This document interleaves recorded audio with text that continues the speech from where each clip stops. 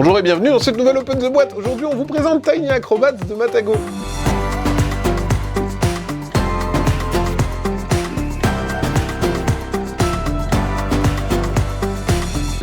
Tiny Acrobats, c'est un jeu de Cédric Millet illustré par Biboun et Sabrina Tobal.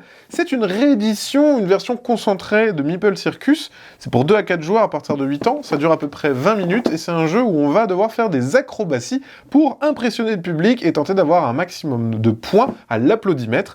La personne qui aura les spectacles les plus zinzin gagnera la partie. Alors, qu'est-ce qu'on retrouve dans la boîte ?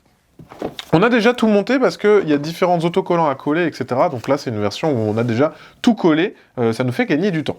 Ici, on a l'intégralité de la règle sur 2 pages. Et ici, c'est juste un rappel des différents pouvoirs des cartes et aussi les variantes, si vous voulez ajouter des variantes. On va retrouver dedans l'applaudimètre, justement. C'est tout simplement le tableau des scores. C'est ici qu'on va quantifier le nombre de points que vous gagnez. On a une petite punch Tiny Acrobat qui ne sert à rien, mais qui est là et qui existe. On a... Justement, ça c'est pour savoir la hauteur de vos différentes figures. On va utiliser cette réglette pour savoir combien de points vous allez gagner. Ça existait déjà dans Meeple Circus. On voit juste ici que c'est plus tout à fait la même chose.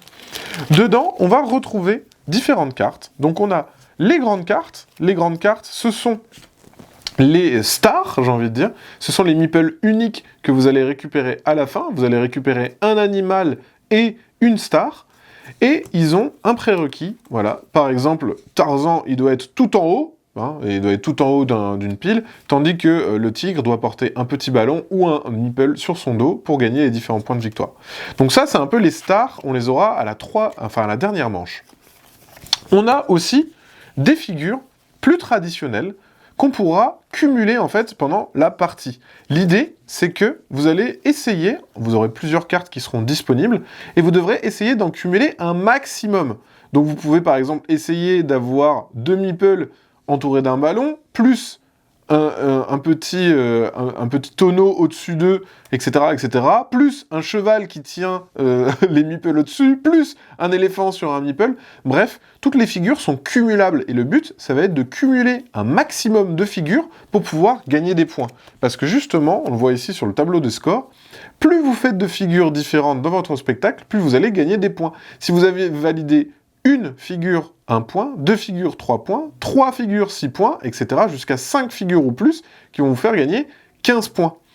En plus de ça, il y a la hauteur, c'est-à-dire que si vous arrivez à cumuler vos figures sur les mêmes personnages, vous allez utiliser cette petite réglette pour calculer la hauteur de votre spectacle et gagner des points supplémentaires. Et c'est aussi simple que ça pour compter les différents points.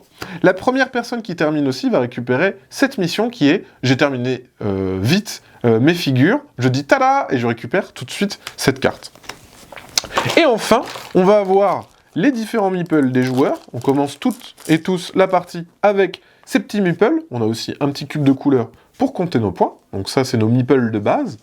Et on va aussi récupérer tous les meeples spéciaux qu'on trouve juste ici. On les a vus, c'était sur les cartes. On va avoir des éléphants, on va avoir des tigres, on va avoir des chevaux, etc., etc.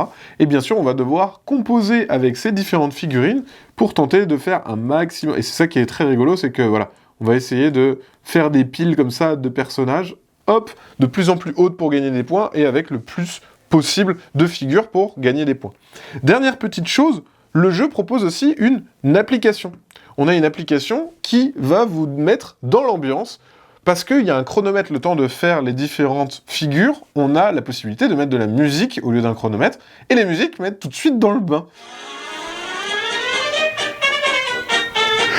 Donc voilà, il y a plein de musiques différentes, on peut le faire en aléatoire, et ça fait aussi office de chronomètre. Et du coup, pendant cette frénésie, vite, on va faire vite nos figures, etc. Il y a le stress de la première personne qui termine, récupère une mission supplémentaire, fait tada, hop, je récupère vite la mission. Bref, on voit que le jeu devient assez frénétique, et c'est ça qu'on veut dans le type de jeu.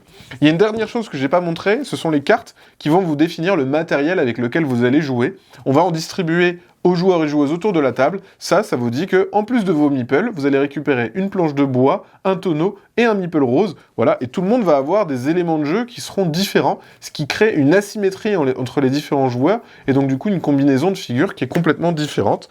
Voilà la présentation de Tiny Acrobat. Voilà, c'était une présentation animations de Tiny Acrobats. Et bien sûr, ceux comme d'habitude, on vous fait des gros bisous. On vous dit à la prochaine et que le spectacle commence!